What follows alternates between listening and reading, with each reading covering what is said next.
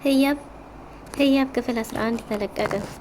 ህያብ ዘድንግልን እንዴት እንደዚህ ታደርጋለህ? ገና ሮዳንስን ለማስቀናት ብለህ እንዴት የኔን ስሜት ትረግጣለህ? እንዴት ለኔ አታስብም?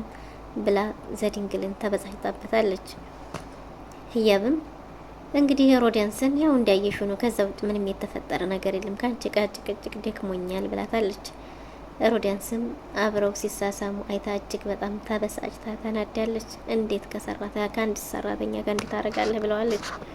ዘድንግልም በእርግጥም ሮዳንስን አይፈልጋትም። እናም እንግዲህ ህያብ የፍቃዱንና የሮዳንስን ጉዳይ ስላወቀች ለዘድንግል ስትነግረው እኔና አንቺ ቢያንስ ጓደኛሞች ነበርን፣ እንደ አሳድና እንደ ሰራተኛ አልነበርንም እና ይህን የሚያክል ሚስጥር እንዴት ተደብቂኛለሽ? ባገባትስ ኖሮ ብሏል።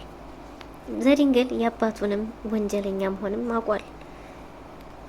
ፍቃዱ ሳያስበው ስልክ ቁጥሩን ሲሰጣት ለህያብ ድብቅ ሚስጥራዊ ቁጥሩን ሰጥቷታል። ሰላም ሰላም! ውድና የተወደዳችሁ የሹካ ማንኪያ የቤተሰቦች እንደምን አላችሁ?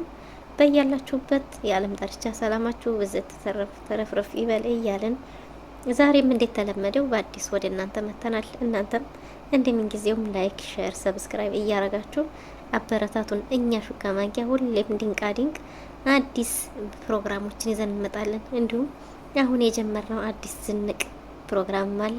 እናንተ አበረታቱን። እኛ ሁሌ አዲስ ነገሮችን ይዘን መተን እናንተን ለማስደመም እየተዘጋጀን እንገኛለን። ለዛሬ ይህንን ካልን ዘንዳ ወደ ሙሉ ቪዲዮ እንግዲህ በባለፈው ክፍል እንዴት ተመለከት ነው ህያብ ውጭ ላይ ስልክ እያወራች ነበር ከቢኒ ጋር።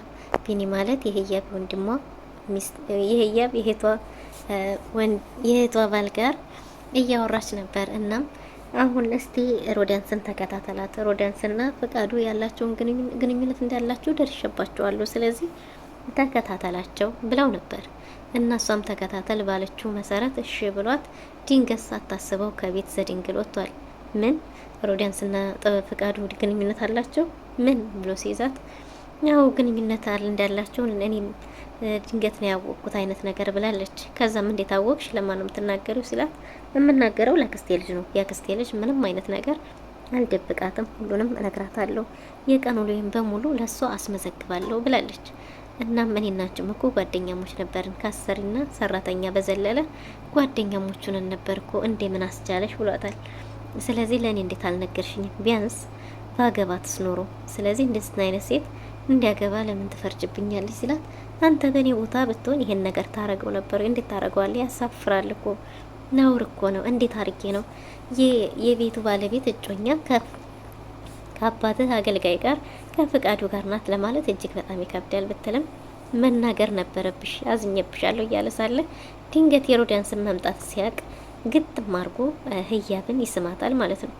ህያብም የድንጋጤዋን ዝም ብላ ከተሳመች በኋላ እንግዲህ ሮዳንስ ከአንዲት ሰራተኛ ጋር ከገረድ ጋር እንዴት ትወርዳለህ? እኔ እንዴት እንደምወድ እያወቅ እንዴት እንደማፈቅር እያወቅ እንዴት እንደዚህ ታደርጋለህ?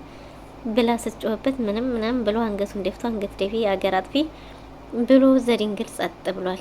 እና እንግዲህ በዚህ ሁኔታ ላይ ከዛ እሷንም ስትሰድባት ምንም እኮ አላደረግም ስትላት ዝም በይ አንቺ ገረድ ስትላት እሺ ብላ ዝም ብላለች። እናም እንግዲህ ዘድንግል ይቅርታ አስቀየመች እንደ ሮዳንስ ስትናገር ቃላቶቿ ከባድ ናቸው፣ ስሜት ይጎዳሉ እና ይቅርታ ስትለው ከሷ ቃላት በላይ የጎዳኝ ሌላው ነው ብላለች። እናም እንግዲህ ምን እንደጎዳ ሲጠይቃት አንተ ነህ እንዴት ገና እሷን ለማስቀናት ብለህ ነገ የማትደግመውን ፍቅር ከኔ ጋር ትጫወታለህ? እንዴት ትስመኝ ከንፈሬን ትስመኛለህ? እሷን ለማስቀናት ብለህ እንዴት የኔን ስሜት ትጎዳለህ? ለኔ ስሜት መጠንቀቅ ነበረብህ። እንዴት የኔን ስሜት መረማመጃ ታረገዋለህ? እንዴት ትጎዳኛለህ? ነገ ማትደግመውን ፍቅር ብላለች።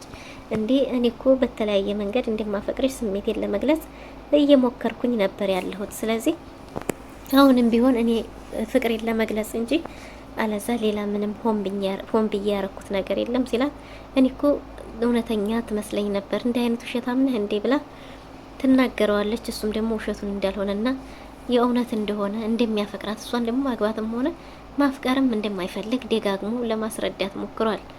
ህያብ ግን ልትረዳው ፈቃደኛ አይደለችም። እና ህያብ እንዴት እንደዚህ ታረጋለህ ብላ እሷ ሮዳንስ መምጣቷ ሳይሆን ያሳሰባት አንተ በውሸት ነው የሳምከኝ ከልብህ አይደለም የሚለው ነገር ነበር ያስጨነቃት። እናም እንግዲህ በዚህ የተነሳ ተወኝ ብለው አመናጭቀው አርጋው የማታውቀውን ወደ ክፍሏ ገብታለች። ሁሉም ሰው ውሸታም አንድ አይነት ነው እያለች እንግዲህ ህያብ ጉድ ጉድ እያለች ሳለ ክችን ገብቶ አሁንም እንዲያኮረፍሽ ነው ሲላትም እና ቁርስ ሲላት ቁርስ እሺ መብላት ከፈለክ ስትለው ነሻ አብረን ከበላን ቢላትም አይ እኔ አብሬ አልበላም እና በማታው እንዲያኮረፍሽ ነው ማታ ቀላል ነው እንዴ ያረከው ይቅርታን ተቀብያለሁ ከዛ ውጭ ስትለው እንዴት ታውቂያለሽ እኔ እሷን እኮ አልፈልጋትም ግድ ነው እንጂ እኔ ላገባትም አልፈልግም ስለዚህ እኔ እኮ በጣም ነው ማፈቅርሽ ፍቅሬን ደግሞ ለመግለጽ ብዙ ጊዜ እየሞከርኩኝ ነበረ ግን አልተረዳሽም ባክሽ ተረጅኝ ይቅርታ አድርጊኝ ሲላት ይቅርታውን ይቅርታ አድርጌልሃለሁ ከዛ ውጭ ግን ገና እሷን አስቀናለሁ ብለህ የኔን ስሜት መጉዳት አልነበረብም ምን መረገጥ አልነበረብም ምንድነው ስሜትሽ እንኳን ብለህ ጠይቀኸኛል ብላ አሁንም አመናጭቃው ዘድንግልም እንደቆመ እናቱ ትመጣለች ከዛም እንግዲህ እናቱ ስትመጣ ምንድነው ብላም ስጠይቅ ምን ነው አመምሽ እንዴ ደህና ነሽ ምናምን ብላታለች አው ትንሽ ደካክሞኝ አሞኝ ብላ እና ወይዘሮ ህይወትም ነገሩ በእንደዚህ በቀላሉ ታልፏል። እናም እንግዲህ ሌላው ምንድነው አቶ መስፍን ለፈቃዱ ወይዘሮ ህይወትን እንዲያስፈርሟቸው ህገወጥ በሆነ ስራ መስክ እዛው ላይ እንዲፈርሙ የሆነ ነገር አረጋለሁ ብትል ወይዘሮ ህይወት በዛው በፈረመችው ፊርማ መሰረት እንግዲህ እሷ ተጠያቂ ለማድረግ የታሰበ እቅድ ነበርና አስፈርሟታል። እሷ ስትፈርምም እንግዲህ አቶ ገረመው የወይዘሮ ህይወት አፍቃሪም ነግሮታል እንደሚያስፈርማቸው ግን ጸጥ ብሏል። ለአቶ ገረመውም አንድ ምን የሚያስደንጋጭ ደብዳቤ ደርሶታል። ደግሞ አቶ መስፍን በዛን ዕለት ወደ ቤትም አልተመለሱም። ግን በለጠን ገረመውን እንዲገድለውና ወይዘሮ ህይወትንም ደግሞ በዚህ መልኩ እንዲያስፈርማት ከተናገረ በኋላ እኔ ከከተማ እወጣለሁ ብሎ ነበር። እናም እንግዲህ ዘድንግል አባቱ ጋር ተገናኝቶ አባቱ አቶ መስፍን እየጠየቁት ነበር እና ሮዲያንስን ታገባታለህ ሲባል አይ እኔ ሮዲያንስን ማግባት አልፈልግም እሺ ፍቅረኛ አለው ያስተዋውቀኝ ሲለው አቶ መስፍን ፍቅረኛም የለኝም ግን እኔ እሷን አላገባም እሷን አልፈልጋትም አላፈቅራትም እኔ ለእናንተ ብዬ ነው እንጂ ለእሷ ምንም አይነት ፍቅር የለኝም ብሏል። እናም እንግዲህ ዘድንግል እንደማያገባትና ከሷ ምንም አይነት የፍቅር ስሜት እንደሌለው ሲናገር እሺ ፍቅረኛ ካለ ፍቅረኛህን አስተዋውቀኝ እኔ አስገድጄ አግባት አልልህም ግን ለምን ጠላሃትም ብለው ጠይቀው ነበር። እናም አቶ ገረመውና እናት ናቸው የፈለጉት እንጂ እኔ ተገደህ እንድታገባ አልፈልግም ብለውታል። እናም እንግዲህ ፍቅረኛህን እሺ አስተዋውቀኝና የምታገባትን ሲል አቶ መስፍን ዘድንግልን ጠይቆታል። ዘድንግልም ጊዜው ገና ነው ጊዜው ሲደርስ አስተዋውቃቸዋለሁ ብሏል። እናም እንግዲህ አቶ መስፍን እንግዲህ ፍቃዱን ጠርቶም ምን እንዴት እያስኬደ እንደሆነ ምን እየሰራ እንደሆነ ሲጠይቀው ወረቀቱን ወይዘሮ ህይወትን እንዲያስፈረማት ተናግሯል። እንግዲህ አቶ መስፍን ህያብን ለድርጅቱ እንዲሰራ ቆንጆ ስለሆነች ቆንጆ አቋም ስላላት ሀብታሞች ደግሞ ያው ቆንጆ ሴቶችን ሲያው ስለሆነ የሚመጡት እንግዲህ ለሸቀጥ መሸጫ እንድትሆን ፈልገዋል። እናም አቶ ፍቃዱ ህያብን ይሄን የመሰለ ቁመት ይሄን የመሰለ አቋምና ይሄን የመሰለ መልክ ይዘሽ እንዴት በኩሽና ትቀሪያለሽ? ስለዚህ እኛ ድርጅት ጋር ለምን እኛ ጋር አሰሪም ሲላት ከዚህ ቤት መውጣትም አልፈልግም መልቀቅም አልፈልግም እኔ ደግሞ የዚህ ቤት ሰራተኛ ነኝ ሲል አቶ መስፍን ያናግራቸዋለሁ። ከዚህ ቤትም አትወጭም ስራሽን እዚህም እየሰራሽ እዛም መስራት ትችያለሽ በቅርቡ ስኬታማ ትሆኛለሽ ብሏታል። እናም እንግዲህ በዚህ የተነሳ ስልክ እንዲለዋወጡ ስልክ ቁጥሩን እንዲሰጣት ሰጥቷታል። ስልክ ቁጥሩን ሰጣት ግን ፍቃዱ ምን አደረገ? የተደበቀ የሚስጥር ስልክ ቁጥሩን ነበር የሰጣት። እናም ብር መልሽ ተብሎ የተደወለላት ስልክ በዛ ስልክ ነበር።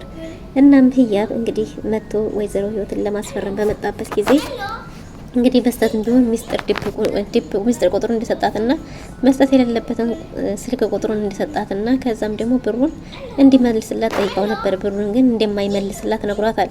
እንደዛ ከሆነ እንግዲህ እኔም ያለው ሁሉንም ነገር ለአቶ መስፍን ነግራቸዋለሁ ስትለው አንቺ ደግሞ እንደዛ ስታረጊ የእህትሽ ነፍስ በኔ እጅ መሆኑን አትርሺ ብሏታል። እናም እንግዲህ ህያብ ድርጅቱ ገብታ ለመስራት የተስማማች ትመስላለች። እናም እንግዲህ ያው ፍቃዱና ህያብም ተስማምተዋል ማለት ነው። እና እንግዲህ ወይዘሮ ሮዲያንስ ለፍቃዱ እየቀደማቻቸው እንደሆነና ሁሉንም ነገር አውቃ ለዘድንግል እንደነገረችው ተናግራለች ማለት ነው። እናም እንግዲህ አቶ ገረመውም ድርጅቱ ከስሮ ሚስታቸውን ወይዘሮ ህይወትንና እንደሚወስዱና ሀብት ድርጅቱን እንደሚቀሙ እንዲሁም ደግሞ ዘድንግልንና አባቱን እንዲጣሉ ፈልጎ ነበር። ስለዚህ ባሰበው መልኩ ፈቃዱ ቪዲዮውን ልኮለታል። ያ ቪዲዮ ምንድነው? አባቱ ሰው ሲገድል የሚያሳይ ነበርና ዘድንግልም እሳት ልሶ እሳት ጎርሶ እሳት ለብሶ ነው የሚባለው እንደዛ ነገር በጣም ተበሳጭቶ ወደ ቤት ሲሄድ አባቱን ያገኛል። አባቱን ተጠርቶ አባዬ እያለ እየጮህ ሲሄድ አባቱም ከወይዘሮ ህይወት ጋር ከክፍላቸው ወርደው ሲመጡ እንደዚህ አይነት ጨካኝ ነው ወይ እንዲህ አይነት አረመኔ ነው ወይ አንተ ሁልጊዜም ከወንጀል አትወጣም ዛሬም ወንጀል ሰራለሁ ወይ ምናምን ብሎ እጅግ በጣም አዝኖ በአባቱ ሲጮህ እንግዲህ ፈቃዱም ህያብም ቤተሰቡ ሁሉ እዛው ቆሞ ምንድን ነው ሲሆነህ ነው ምን አገኘህ ምናምን ሲሉ አቶ መስፍን ይሄውና ብሎ ፎቶውን ሲያሳያቸው ከየት እንደመጣ ማን እንደሰጠው ባያውቁም እጅግ በጣም ተደናግጠው ቆመው ቀርተዋል። አቶ መስፍን ህያብ ተከታታይ ድራማ ለዛሬ ነበረን ይህን መስል ነበር። በቀጣይ እስከምንገናኝ ድረስ ቸር ሰንብቱልን። ላይክ፣ ሸር፣ ሰብስክራይብ ማድረጋችሁን አትርሱ። ከልብ እናመሰግናለን።